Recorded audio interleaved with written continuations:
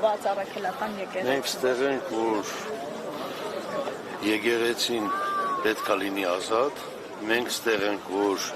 որ եկեղեցի կողքին չպետք է նստի պատվալներում, մենք ստեղ ենք, որ հերոսներին չբանդարկեն, Սամվել Կարապետյանին չբանդարկեն, ինքը ազգի հերոս է, ինքը ազգատեղով,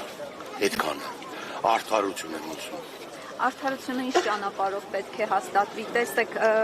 մենք տեսանք, որ արդեն երրորդ սրբազանին կալանավորեցին 2 ամսով։ Դե դուք եք տենում, որ չկա արդարություն։ Սրբազանները թող եկեղեցում իրանց հարցերը իրանք լուծեն։ Այսպես կասեմ։ Իսկ դուրսում ազգը, ժողովուրդը։ Մենք ժողովուրդ ենք, մենք ազգ ենք, մենք եկեղեցի կողմ ենք։ Մենք արդարություն կողմ ենք։ Ուզում եմ լինի արդարություն։ Եվ որպես քաղաքացի, հա, ձեր կարծիքով նպատակը ո՞րն է այս գրոհի եկեղեցու դեմ, ինչ նպատակ են հետապնդում։ Տեհրաններ են ստանում, կատարում են, իմ հասկանում։ Հաստատ հայ կողմից չի։ Նկատի ունեք Թուրքիա, Ադրբեջան։ Այո, բայց դուք չունեք, դե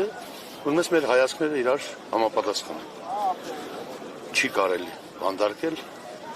հերոսին չի կարելի նկուղը նետել,